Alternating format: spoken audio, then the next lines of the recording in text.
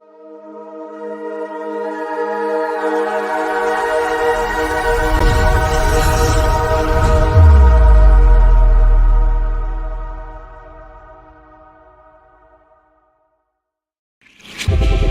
podcast is a member of the Red 5 Network. For more Red 5 Network podcasts and content creators, visit bio.link/Red5.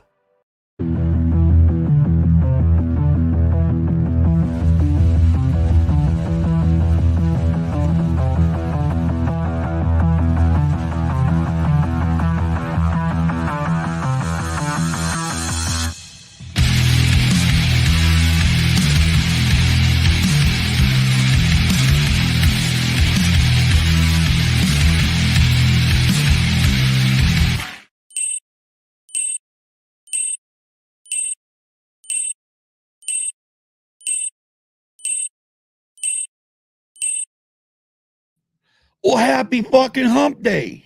Whoops. I wasn't supposed to cuss 40 seconds into the show. Oh, well. It happens. Life happens. Shit happens. And I cussed right into the beginning of the show. What else is new? Anyways, how we all doing tonight? How's everybody out there? Nicole, how's it going? So, this is going to be short but sweet. And like the title says, mysterious missing package finally arrived. Ubaldo. So, and of course, it arrived on Monday finally. I'll give all the just first of all, I have already opened it, so we'll show that off here in a minute. So what happened is I looked for a record, and I'm like, oh hey, I need to get this record. And I was watching another show, Grave Reviews, when it happened, and so I ordered this record off of Discogs. The sellers messaged me, say, hey, I won't, I'm not gonna be able to get it out until like the following Monday. I'm like, hey, no problem, this is no big deal. And you know, and so he does. He's like, okay, I sent it, and then by then he'd already given me a different tracking number. He gave me one tracking number, so I was waiting for that one. I already plopped it into USPS so I could follow the damn thing, you know, just so I knew it was going to be here. And then all of a sudden he says, okay, I sent it, and then he gives me a new tracking number. I went, well, this is odd. So I go look it up, or go look up that tracking number, and it's like, it's going to North Carolina. I don't live in North Carolina. So I contacted the seller to find out what's going on. He's like, oh gosh, I think I think what had happened, I put your record in with someone else's stuff. And that's why you get the different tracking number. Like, okay, no problem, no foul. You know, and they said they're going to get a hold of that customer, that once they received it, they would ask them to take, because mine's already boxed and got, you know, prepaid, or the prepaid sticker on there. It's already a rock and roll. So all I gotta do is run it to their post office, drop it in the mailbox, you know, drop it there, and off it comes to me. Well, it says it's been delivered, left with it. The other package got delivered, left with an individual. Like, oh, this is odd.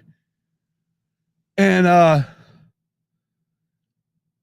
then all of a sudden it's like, how like a few days go by. He's like, man, I've not heard from these people, from anybody, about whether or not they dropped it. The tracking's not, because tracking's not showing any information besides the labels created, still waiting. USPS is still waiting for item.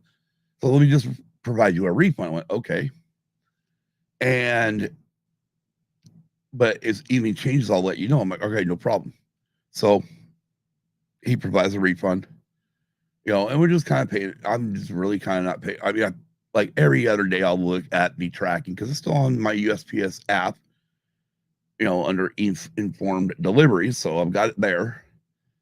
And Monday, I get up and all of a sudden I have a text message that came in like 3-4 in the morning from USPS telling me that, oh, this item is now at the Yuma hub. It is, now it's been transferred to the post office. And then about 7:30 in the morning, it finally I get another one saying it's out for delivery. Okay. So I don't email them or message the seller yet. I'm waiting to see if this thing's even gonna show up. So I got a bunch of other packages coming because unfortunately I gotta have a sleep apnea machine, and to be able to get your sleep apnea, well, I thought to get your sleep apnea stuff, you have to have a prescription. No, you don't. Well, you just can't go buy it at a doctor's place. Anyways, find all this sleep apnea crap for my machine on Amazon. Ended up ordering all this brand new stuff. Like, holy crap, here we go. You know, at least I'll get something until I can get back to see the doctors and whatnot. And so all this stuff's showing up. So sure enough, I get this knock at the door. Here's my mailman. Here's a bunch of boxes. Went okay. And in that box is this. So I'm like, well, yeah, I need to look at it. I need to look and say, and make sure it is the right one. Make sure, make sure somebody just didn't cut it open, take the record out, and then reseal it and then send it. You know what I mean?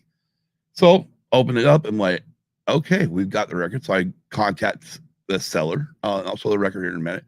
Let him know. That evening. So I don't think I probably hear back from him Tuesday, just saying, hey, if you get I think originally I think total cost is like $30.88. That's what shipping, handling, taxes added on. I think only the record really itself at that point was $22.99. Anyways, so I email him, say, hey, if you need to send me another invoice, go for it. I'm thinking, no harm, no foul. I originally paid 30. Where like $28.94 with shipping and handling. So that's what I'm expecting to pay. Sends me a deal, says, hey, can you just send me $25? What? Are you sure? And I'm like, are you sure? And yeah, 25. He goes, because I mean, I was like, me and Kim said, it probably arrived at the same time it would have got here originally anyway. So it wasn't like, I mean, I could see if it was like a month or something later when we got it, but I think we got it within the same time frame that we were supposed to. But anyways, enough of that story. So I was watching Grave Reviews with Alan and Dragon Buddy, and they're doing one of my favorite horror flicks, probably the very first horror flick. The second one I remember watching. The second one I actually cared about, which was An American Werewolf in London. Well, come to find out that there was not an actual overall real soundtrack released in a way, but there was a person or a group back in the 70s called Nico who were doing a lot of impressions. They at one point had done the impressions of Star Wars, where they I need to get, that's probably one of the ones I do need to get just because it's a different version or a different kind of thing out there of Star Wars. Anyways.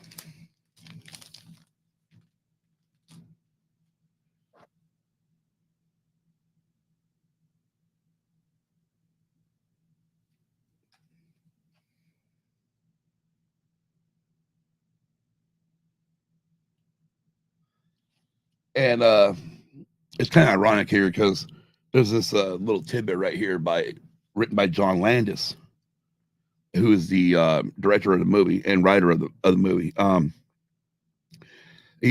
Just real quick, and a little back history here. It says 1969, I was in Yugoslavia working as a flunky on the MGM picture Kelly's Heroes. It was there that I wrote the original screenplay for An American Werewolf in London. In the following 11 years, the script was repeatedly rejected on the grounds that it was, I quote, much too frightening to be funny, end quote. When I would respond that it was, in fact, a monster movie and not a comedy, I would always be answered with, and I quote, but it's funny, end quote. The financial success of Schlock, Kentucky Fried Movie, Animal House, and the Blues Brothers finally has enabled me to make what is admittedly my very odd movie. The score for An American Werewolf in London is equally unorthodox. There's no scary music during any of this suspense sequences. Elmer Bernstein's score is only 7 minutes long. There are 3 versions of Rodgers and Hart's classic Blue Moon performed in the movie by Sam Cooke, Bobby Vinton, and the Marcells. The only other music in the picture is Van Morrison's Moon Dance and Creedence Clearwater Revival's Bad Moon Rising.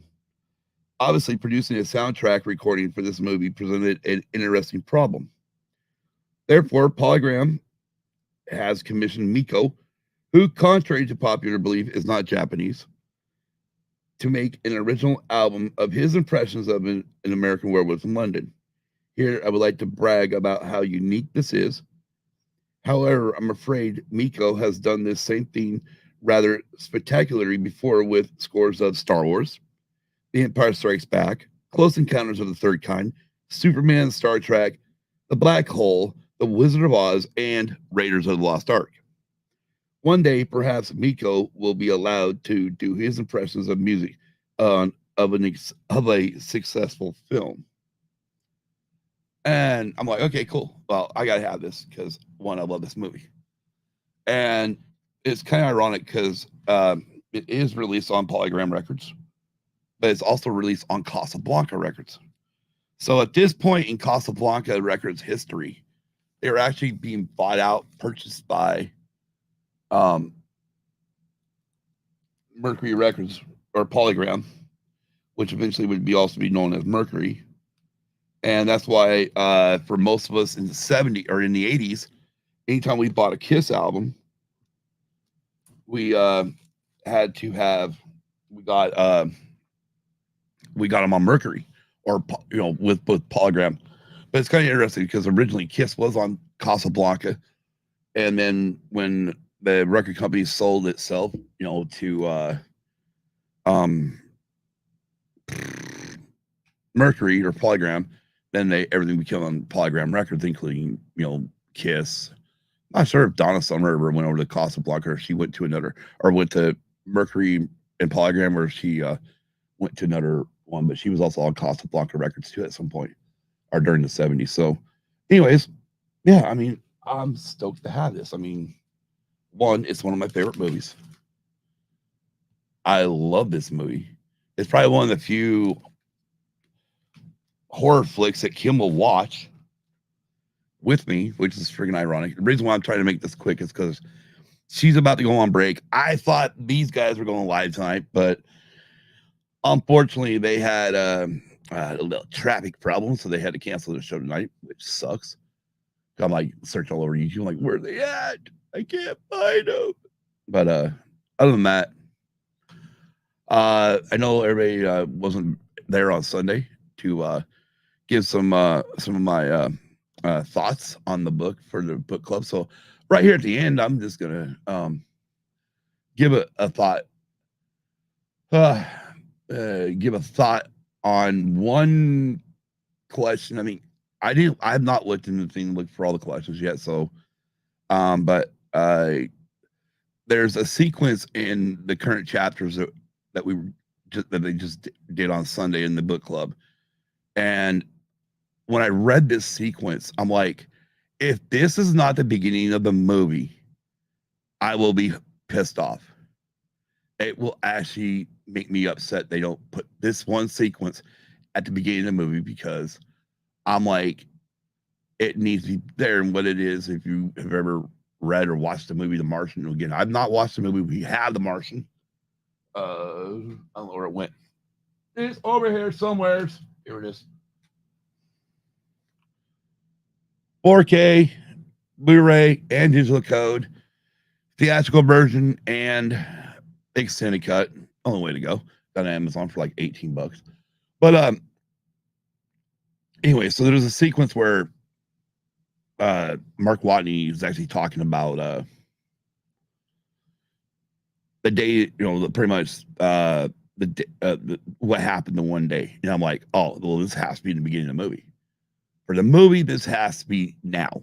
This has to be the beginning, because I'm thinking in my mind, yeah, I mean, you can open with a movie with a dude freaking laying down and saying the words "I'm fucked," which, I mean, you can say that, you can do that, but you're gonna lose your freaking audience, because one thing we should all know, especially if you watch Book of Boba, flashbacks suck.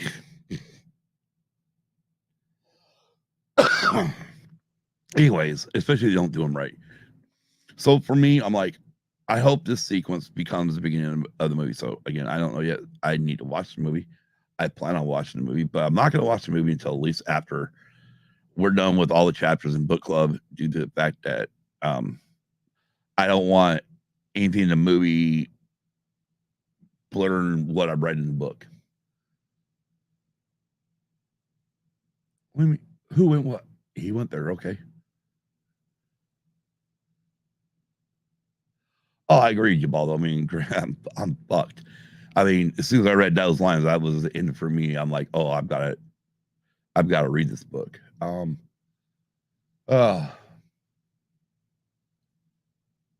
hang on a minute. Oh man, you Baldo. Press to you and your family, bro. Seriously, me and Kim will keep you and your family in our prayers. Anyways, yeah. I mean, believe me, I want to watch this movie. You guys don't realize. I mean, especially after reading the book, I really want to watch this movie. And I'm just like, all right, play video games, play video games, play video games. But yeah, I mean, as far as like the sequence of where they put in a book, I don't mind it being there because we got used to yeah, those questions is were you okay where they placed the sequence of where they went back and kind of talked about everything that led up to, if you haven't read the book, spoiler alert, where when they had the storm come in. So again, I'm just like, when that storm comes in, should like be the start of the movie, because I think that would be really intense and get the audience going, holy crap, what did we just walk into? Well, all right, Nicole, first of all, I'm waiting until we're done with chapter 26 and the review. After that, I will be watching the crap out of that movie. That's as far as my waiting will go. That's as far as my waiting goes. I will go until we're done with the book review on August, was it 29th? Once we're done there, I'm watching that movie. Actually, I probably won't watch it that night, but I will watch it before we all watch it together, because I want to watch both versions, and Kim already knows it. Kim, what do you mean? Kim's wanting me to wait for her. She can. That's one of those, I don't even know where my laugh track is. I laugh at her. I know. No, I plan on being in the watch party, but I want to be able to just sit here and watch it. Plus, who knows? You never know. I mean, things can come up and I can't be in the watch party, so but I won't say anything during the watch party. With that being said, if you haven't read The Martian People, go out and read it. Holy crap. But yeah, August, yeah, on August 29th, we're going to be doing a book review. No, April 29th over on the Red Pied Network on the Fives, right, Nicole? I think it's April 29th. Will be the. Don't forget your favorite snacks. Yeah. Those snacks are pretty costly. I have to go to the. Yeah, so on the Fives, April 29th. Thank you, Nicole. We're going to be doing the book review, so that'll be fun. Where we talk about the whole book. We've been we meet every Sunday on the Red Pie Network Discord to talk about where we're at currently in the book. We just got done with chapters, gosh, I want to say 7 through 14 or 13. I've got it. I took a picture of it. Oh yeah, 7 through 13. This Sunday we'll be talking about chapters 14 through 19. And yeah, so it'll be fun. And but yeah, definitely check us out on April 29th over on the Red Pie Network for On the Fives. That's Red Pie Network here on YouTube. It's also, if you want to join the book club, shoot Nicole a DM on Twitter at Peace Love Fandoms. God, you think I remember Red Pie reading one? This sucks. I'm never prepared for this crap. I'm never prepared. Nicole probably beat me to it and probably put it in the chat before I get to it.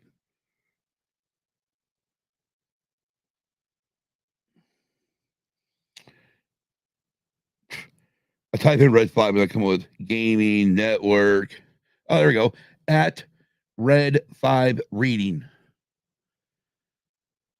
Shoot Nicole a DM there if you want to join the book club. She'll get you an invite to the Red 5 Network, and you can join us every Sunday evening at I think it's 8 or 8 Eastern. I think it's 8 Eastern. Mainly the reason why we go that late is mainly because we do our show here roughly at 7 Eastern. So 8 Central, 9 Eastern for the book club. Our show is 6, 4, 7 Eastern, 5 Central. I don't even remember. Anyways, we haven't decided yet, but I think we ought to push for I'm just gonna say it right here, since Nicole's in here, she can say yay or nay. I think we ought to just do Gran Turismo. Right now I don't want to get Kim confused on a book. Also, regardless of what we're doing this Sunday, we will be back this Sunday with a show, regardless if we do any topic or not. But Kim's got something to show off. She got something in the mail on Monday too, I think. Monday or Tuesday, that she had been dying for. I didn't realize it got released in 2020. Of course, I went to eBay and found the I'm just gonna say it right now, the hardcover. But yeah, I think I'm gonna go buy this, Nicole, and say let's do Gran Turismo then. That way we can talk about it. I'll strap Kim down to make her watch it. All right, Nicole thinks she'll have some show and tell too. There you guys go. Yeah, I have to you, ball though. Yeah, it was crazy. Thanks for asking again. I know I don't get in the Discord enough, but yeah, thank you to both you and Nicole. Felt the love, it really did. Yeah, it's crazy. Oh, but yeah, I feel a hell of a lot better, and yeah, you can tell. I can always tell when I'm feeling better. I don't shave. No, I'm joking. I don't shave when I'm feeling like shit. But there's times where I'm just like, yeah, no, I don't feel like having the sun all over my face. But anyways, with that being said, again, I can't believe I got it. I didn't know it was out. I didn't know they made a record. I didn't know they had it. But yeah, American Werewolf from London. Oh, I guess I can go over the track listings real quick. I love it says Miko's Impressions of an American Werewolf in London, the Monster Movie, the Monster Mash.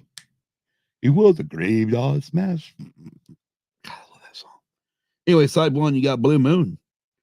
You Gotta Hurt Me, Moon Dance, The Boys.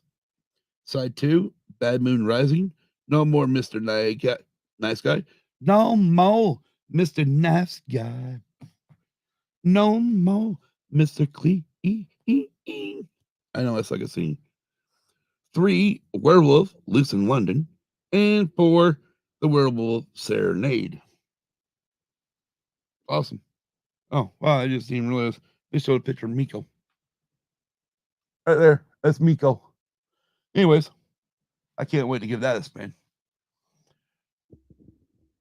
Anyways, all right, guys. Nicole and Yabaldo, thank you for watching. I know it's last minute. I said it was gonna be last minute, and I really meant to go after the Escape Pod, but I didn't realize they weren't gonna have a show. I fell asleep. I got up early this morning, and way early this morning because I had to go do some shopping. My folks got to head out of town because my mom, I think, has got a cardiologist appointment or something out of town. So, yeah, we're becoming, as I tell Kim all the time, or after I told Kim after her dad passed away almost 2 years ago, we're becoming that older generation now. And yeah, this sucks. I mean, it really does. I mean, I kind of made a comment earlier. Somebody said, well, if you're stuck in the, or it was a commercial. Who did? It was a commercial. Somebody did something about being stuck in the 80s. I'm like, I'll go back.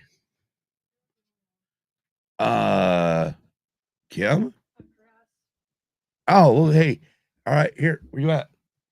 Is it lunch break already? Yeah, it's lunch already at 6:30. What happened to that? Acrylic pouring technique? I have no idea. Why did that go to that? It should be on the show. I don't know. Let me find out for you. All right, Fix well. this message. But yeah, don't press any buttons. Let me see it. Let me see it. All you have to do is press like to return. Yeah, I just realized that. You don't press like the main TV buttons. There it is. Oh, that's weird. Interesting. Some reason. We got an acrylic thingy. Nicole says hi. Hi, Nicole. Oh, here, let's turn up your mic. Or you just bend down, put your face in the mic. I don't care. What do you want to do? I'll do that. Hello, Nicole. Ubaldo's there too.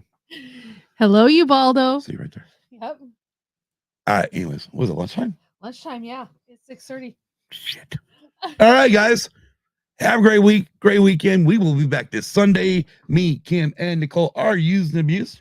Yes, and yes, Nicole, I will watch Gran Turismo with him so we can cover it on Sunday. If not, she get fired. Fired. I've always wanted to watch Gran Turismo. Fired. I'll fire your ass this time. Yep, dinner time. Yes. Yeah, and we will be back Monday also with Race of You. What? Yes. What are you doing? You gotta come this way. Now bend down. All right, guys. We love y'all. Have a great hump day. And until we come back, have a great week. Never ready. Never effing ready. No. Peace. Good night. Good night.